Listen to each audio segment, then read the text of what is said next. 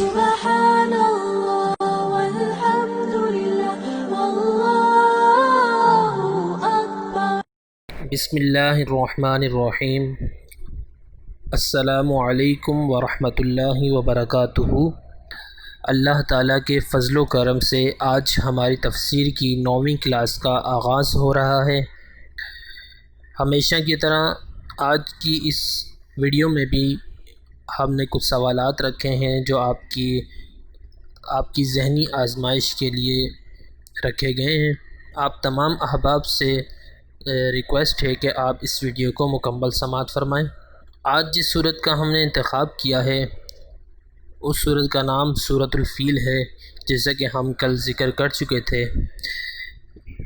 جس طرح کل سورۃ القریش میں اللہ تعالیٰ نے اپنی نعمت کا ذکر فرمایا، یعنی اللہ تعالیٰ نے قریش کو تجارت کی طرف رغبت دلائی، اور اسی طرح اس صورت میں بھی اللہ تبارک و تعالیٰ اپنی نعمت کا ذکر فرما رہے ہیں کہ اللہ تعالیٰ نے کس طرح اہل مکہ کو اتنے بڑے عذاب سے، یعنی کہ اتنے بڑے حملے سے اللہ تعالیٰ نے کس طرح محفوظ رکھا۔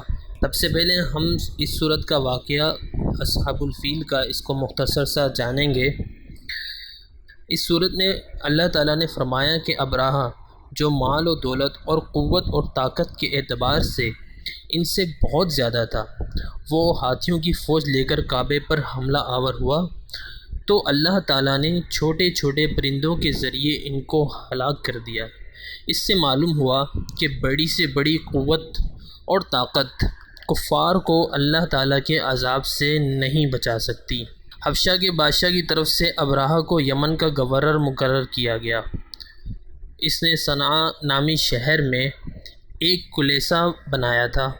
اس نے شاہ حبشہ کو خط لکھا، میں نے آپ کے لیے ایک بہترین گرجا تعمیر کیا، میری خواہش ہے کہ آئندہ عرب کے لوگ کعبے کو چھوڑ کر اس معبد میں حج اور طواف کیا کریں۔ جب یہ خبر مکے میں پہنچی تو بنی کنانہ کے ایک شخص نے غضب میں آ کر اس گرجا گھر کو پلید کر دیا۔ یہ دیکھ کر ابراہہ آگ بگولا ہو گیا اور اس نے کہا، اگر میں نے کعبے کو نہ گرایا تو میرا نام ابراہہ نہیں۔ وہ اسی وقت ہاتھیوں کی ایک فوج لے کر کعبے پر حملہ کرنے کے ارادے سے روانہ ہوا۔ وہ مکہ مکرمہ سے 2 میل کے فاصلے پر ٹھہرا۔ اس نے اپنے ایک سردار کو حکم دیا کہ مکے کے لوگوں سے چھیڑ چھاڑ کرے، سو وہ سردار قریش کے اونٹ اور دوسرے مویشی چھین کر لے آیا، جن میں 200 اونٹ حضرت عبد المطلب کے بھی تھے۔ اس کے بعد ابراہہ نے کسی کو بھیج کر انہیں بلوایا۔ ابراہہ نے حضرت عبد المطلب کی بہت تعظیم اور عزت کی، اور ترجمان کے ذریعے ان سے یہ بات چیت ہوئی۔ ابراہہ نے کہا، تم کیا چاہتے ہو؟ حضرت عبد المطلب نے کہا کہ تم میرے اونٹ واپس کر دو۔ ابراہہ نے تعجب سے کہا، تمہیں اونٹوں کی فکر ہے اور خانہ کعبہ کی کوئی فکر نہیں جس کو میں گرانے آیا ہوں؟ حضرت عبد المطلب نے کہا، میں اونٹوں کا مالک ہوں، یعنی ایک تاریخی جملے۔ حضرت عبد المطلب نے فرمایا کہ میں اونٹوں کا مالک ہوں، اس لیے اپنے اونٹ مانگ رہا ہوں۔ خانہ کعبہ کا مالک اللہ ہے جو اپنا گھر خود بچائے گا۔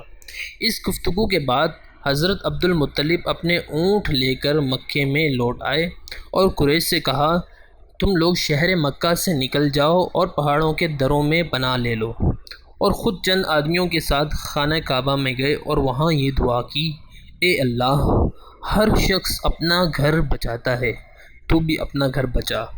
ایسا نہ ہو کہ ان کی صلیب اور ان کی تدبیر تیری تدبیر پر غالب آ جائے، اور اگر تو ہمارے قبیلے کو ان پر چھوڑنا چاہتا ہے تو تو جو چاہتا ہے وہ کر۔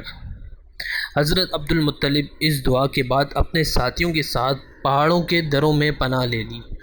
دوسری صبح کو ابراہہ کعبے کو گرانے کے لیے اپنی فوج اور ساتھیوں کو لے کر روانہ ہوا۔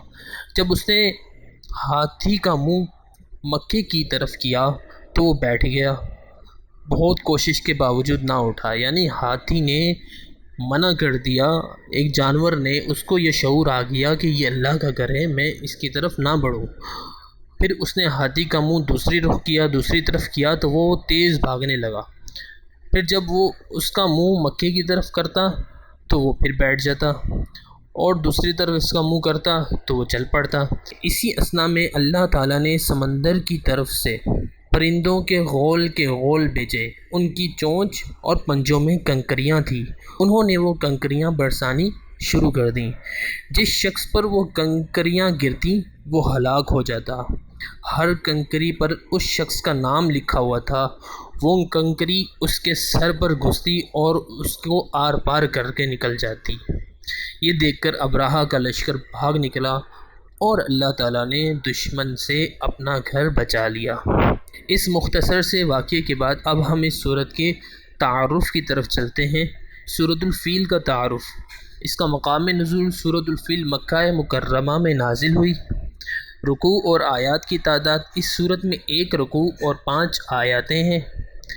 فیل نام رکھنے کی وجہ، عربی میں ہاتھی کو فیل کہتے ہیں، اور اس سورت کی پہلی آیت میں ہاتھی والوں کا واقعہ بیان کیا گیا ہے، اسی مناسبت سے اسے سورۃ الفیل کہتے ہیں۔ سورۃ الفیل کے مضامین۔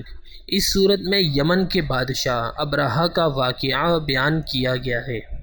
اس نے اپنی فوج اور مال پر بھروسہ کرتے ہوئے خانہ کعبہ پر حملہ کیا تو اس کی فوج پر اللہ تعالیٰ نے چھوٹے چھوٹے پرندے بھیجے جنہوں نے ان پر کنکر کے پتھر برسائے اور انہیں جانوروں کے کھائے ہوئے بھوسے کی طرح کر دیا۔ اب ہم اس سورت کی تلاوت کریں گے، اس کا ترجمہ کریں گے اور اس کو آسان الفاظ میں سمجھنے کی کوشش کریں۔ بسم اللہ الرحمن الرحیم۔ اللہ ہی کے نام سے شروع کرتا ہوں جو نہایت رحم فرمانے والا بہت مہربان ہے۔ الم تر کیف فعل ربک باصحاب الفیل۔ اے محبوب، کیا آپ نے نہ دیکھا آپ کے رب نے ان ہاتھی والوں کے ساتھ کیسا معاملہ کیا؟ الم یجعل کیدہم فی تضلیل۔ کیا اس نے ان کے مکر کو باطل نہیں کر دیا؟ وَأَرْسَلَ عَلَيْهِمْ طَيْرًا أَبَابِيلَ۔ اور ان پر پرندوں کے جھنڈ بھیج دیے۔ تَرْمِيهِمْ بِحِجَارَةٍ مِّن سِجِّيلٍ۔ جو انہیں مٹی اور پتھر کی کنکریاں مار رہے تھے۔ فَجَعَلَهُمْ كَعَصْفٍ مَأْكُولٍ۔ تو انہیں کھائے ہوئے بھوسے کی طرح کر دیا۔ اب ہم اس سورت کی تفسیر کریں گے، اس کو سمجھنے کی کوشش کریں گے۔ اللہ تعالیٰ نے فرمایا کہ آپ نے نہیں دیکھا کہ آپ کے رب نے ہاتھی والوں کے ساتھ کیسا معاملہ کیا؟ حالانکہ یہ واقعہ آپ کی بعثت سے 40 سال پہلے ہوا تھا، تو جو واقعہ آپ کی پیدائش سے پہلے رونما ہوا ہو اس کو آپ کیسے دیکھ سکتے ہیں؟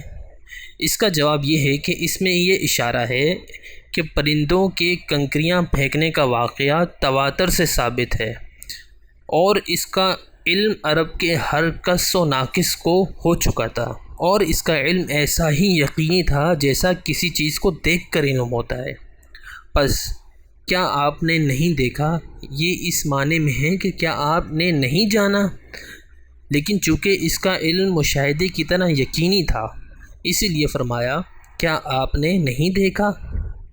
کفار پر جو آسمانی عذاب آتے رہے، مثلاً قوم عاد کو آندھی سے ہلاک کر دینا، کفار کی بعض قوموں کو زلزلوں سے ہلاک کر دینا، بعض دریے ان کا انکار کرتے ہیں، لیکن پرندوں نے جو اپنی چونچ اور پنجوں میں کنکریاں لی ہوئی تھیں ان کو انہوں نے ابراہ کی فوج پر اس طرح مارا کہ وہ کنکر جس پر لگتا اس کو آر پار نکل جاتا، اور ہر کنکر پر اس شخص کا نام لکھا ہوا تھا جس کے سر پر وہ کنکر مارا جاتا تھا۔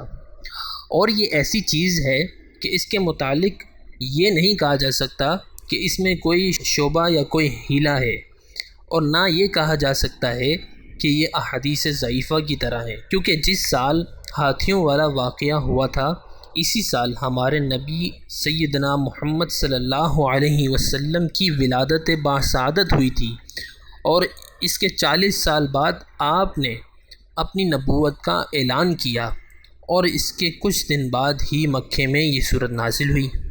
اگر بالفرض یہ واقعہ نہ ہوتا تو مکے میں آپ کے بہت مخالفین تھے، وہ سب تو ویسے ہی آپ کے دشمن تھے، وہ سب آسمان سر پر اٹھا لیتے کہ ایسا کچھ نہیں ہوا تھا، نہ ابرہہ ہاتھیوں کی فوج کے ساتھ داخل ہوا تھا، نہ اس کی فوج کے اوپر پرندوں نے کنکریاں ماری تھیں، ایسا کچھ نہیں ہوا تھا، وہ انکار کر دیتے۔ اور جب کسی نے اس صورت کے نازل ہونے کے بعد اس کا انکار نہیں کیا، اس کی تکذیب نہیں کی، تو معلوم ہو گیا کہ واقعہ سب کے نزدیک تسلیم شدہ اور سب کے نزدیک معروف تھا، لہٰذا یہ واقعہ نبی صلی اللہ علیہ وسلم کی نبوت پر زبردست دلیل ہے، اور یہ وہ معجزہ ہے جو آپ کے اعلان نبوت سے پہلے ظاہر ہوا تھا۔ اللہ تعالیٰ نے یہ نہیں فرمایا کہ اللہ نے یا رب نے ہاتھی والوں کے ساتھ کیا کیا، بلکہ لکھا ہے کہ آپ کے رب نے ہاتھی والوں کے ساتھ کیا معاملہ کیا۔ اس میں یہ اشارہ ہے کہ کفار مکہ نے دیکھا کہ جو لوگ کعبہ گرانے کے لیے آئے تھے ان سے اللہ سبحانہ نے کس طرح انتقام لیا، پھر بھی انہوں نے بت پرستی نہیں چھوڑی۔ اور اے محمد صلی اللہ علیہ وسلم، آپ نے اس واقعے کا مشاہدہ نہیں کیا، پھر بھی آپ نے اللہ تعالیٰ کی نعمتوں کا اعتراف کر کے اس کا شکر ادا کیا اور اس کی اطاعت اور عبادت کی۔ بس گویا کہ آپ نے اللہ سبحانہ و تعالیٰ کے یہ انتقام دیکھا، سو آپ ان کفار سے بری ہو گئے اور ہم نے سب لوگوں میں سے آپ کو پسند کر لیا، آپ کو پسند کیا اور آپ کو چن لیا۔ بس میں کہتا ہوں رب کا، یعنی میں آپ کا رب ہوں اور آپ کا حامی اور ناصر ہوں، نہ کسی اور کا۔ اور اس میں دوسرا اشارہ یہ ہے کہ میں نے اصحاب الفیل سے جو یہ انتقام لیا وہ محض آپ کے اکرام اور آپ کی تعظیم کے لیے لیا، آپ کی آمد کی عزت افزائی کے لیے۔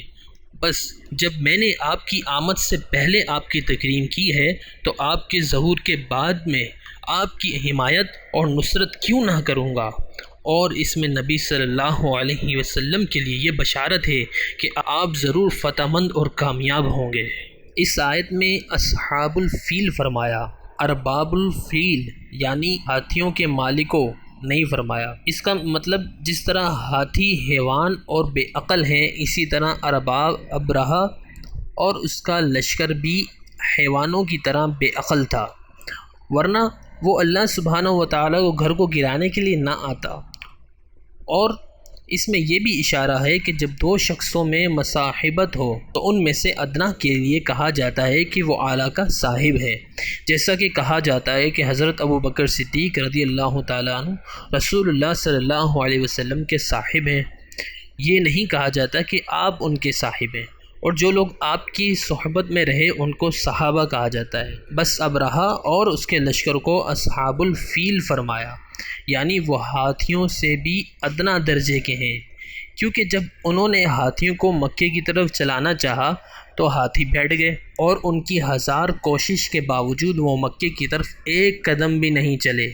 اس سے معلوم ہوا کہ ہاتھیوں کو یہ عقل، یہ معرفت تھی کہ خالق کی معصیت اور اس کے خلاف بغاوت میں مخلوق کی اطاعت نہیں کی جاتی، اور ابرہہ اور اس کے لشکر میں اتنی عقل بھی نہیں تھی، اس معرفت سے خالی تھے کہ وہ خالق سے بغاوت کرنے، اس کے گھر گرانے چلے تھے۔ اسی لیے اللہ تعالیٰ نے سچ فرمایا قرآن پاک میں، اولئک کالانعام بل ہم اضل، یہ کفار جانوروں کی طرح ہیں، نہیں بلکہ ان سے زیادہ گمراہ ہیں۔ اس کے بعد اللہ تعالیٰ نے فرمایا، کیا اس نے ان کے مکر کو باطل نہیں کیا؟ اس آیت میں قیدہ کا لفظ ہے۔ قیدہ کا معنی ہے کسی کو خفیہ طریقے سے ضرر پہنچانا۔ اس پر یہ اعتراض ہے کہ ابرہہ اور اس کا لشکر خفیہ طریقے سے ضرر پہنچانے تو نہیں آیا تھا، انہوں نے تو اعلان کیا تھا، کھلم کھلا چیلنج کیا تھا، پھر اللہ تعالیٰ نے اس کو قیدہ کیوں فرمایا؟ اس کا جواب یہ ہے کہ اگرچہ انہوں نے اعلانیہ کہا تھا کہ وہ کعبے کو گرانے آئے ہیں، لیکن وہ دل میں کعبے کی تعظیم اور اس کی پذیرائی سے جلتے تھے اور حسد کرتے تھے، ان کی ایک خواہش تھی کہ جو تعظیم کعبے کی جا رہی ہے وہ ان کے بنائے ہوئے کلیسا کی جائے۔ اس کے بعد اللہ تعالیٰ نے فرمایا کہ ان پر اللہ تعالیٰ نے پرندوں کے جھنڈ بھیج دیے۔ اس آیت میں ابابیل کا لفظ ہے۔ ابابیل کا معنی ہے متفرق پرندے، مطلب بہت سارے پرندے جو ساتھ مل کر اڑتے ہیں اور اڑنے میں ایک دوسرے کی پیروی کرتے ہیں۔ اس کا دوسرا معنی ہے جماعات متفرقہ۔ اگر مختلف گھوڑے بھی جماعت کے ساتھ آئیں یعنی ایک ساتھ آئیں تو ان کو بھی ابابیل کہا جاتا ہے۔ یعنی ابابیل کسی پرندے کا نام نہیں ہے، یہ ایک جھنڈ کا نام ہے۔ بہت سارے پرندے ایک ساتھ آئے ہیں تو ان کو ابابیل کہا جاتا ہے۔ اس کے بعد اللہ تعالیٰ نے دوسری آیت میں فرمایا جو انہیں مٹی اور پتھر کی کنکریاں مارتے تھے۔ اس آیت میں سجیل کا لفظ ہے۔ حضرت ابن عباس رضی اللہ تعالیٰ عنہما نے فرمایا سجیل کا لفظ فارسی میں سنگ و گل کے مجموعہ ہے، یعنی وہ کنکریاں مٹی کی بھی تھیں اور پتھر کی بھی تھیں۔ قتادہ نے کہا یہ سفید رنگ کے پرندے تھے جو سمندر کی طرف سے آئے تھے۔ ہر پرندے کے ساتھ 3 پتھر تھے، 2 پتھر اس کے پنجوں میں تھے اور ایک پتھر اس کی چونچ میں تھا۔ جس کو بھی وہ کنکر لگتا اس کے جسم کے آر پار ہو جاتا تھا۔ امام راغب اصفہانی نے لکھا سجیل ایک پتھر ہے جس پر لکھا جاتا ہے، بعد میں ہر وہ چیز جس پر لکھا جاتا ہے اس کو سجل کہا جانے لگا۔ اس کے بعد اللہ تعالیٰ نے فرمایا سو انہیں کھائے ہوئے بھوسے کی طرح کر دیا۔ اس آیت میں عصف کا لفظ ہے، اس کا معنی ہے بھوسا، بھوسی، چھلکا، کھیت کے پتے، وہ بھوسا جس کو ہمارے مویشی استعمال کرتے ہیں۔ کھائے ہوئے پھل کا چھلکا، گندم، جو وغیرہ کے دانے سے جب چھلکا الگ کر لیا جائے تو اس چھلکے کو بھوسا کہتے ہیں، اور یہاں یہی مراد ہے۔ مطلب یہ ہے کہ جس طرح جانور کا کھایا ہوا بھوسا بالکل ریزہ ہو جاتا ہے، اسی طرح کنکریاں لگنے کے بعد ان کے اجسام بالکل گل کر ریزہ ہو گئے تھے۔ یہ اس صورت کی ہم نے مختصر سی تفسیر کی اور اس کو سمجھنے کی کوشش کی کہ اللہ تعالیٰ نے کس طرح اہل مکہ کو اتنی بڑی بربادی، اتنے بڑے لشکر سے محفوظ رکھا، اور یہ اللہ تعالیٰ کا ایک بہت بڑا انعام تھا۔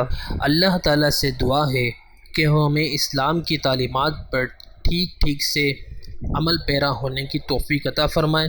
اب ہم اپنے سوالات کی طرف چلتے ہیں۔ آج کی کلاس کا پہلا سوال فیل کا کیا مطلب ہے؟ سوال نمبر 2 لفظ قید کا کیا معنی ہے؟ سوال نمبر 3 ابابیل کا کیا معنی ہے؟ سوال نمبر 4 لفظ عصف کا کیا معنی ہے؟ آپ ان تمام سوالات کے جوابات مجھے کامنٹ سیشنز میں دیں، انشاءاللہ آپ کے علم میں ضرور اضافہ ہوگا۔ میں آپ کا منتظر رہوں گا۔ انشاءاللہ پھر ملیں گے ہم اگلی ویڈیو میں نئی صورت کے ساتھ، نئی معلومات کے ساتھ۔ تب تک کے لیے اللہ حافظ۔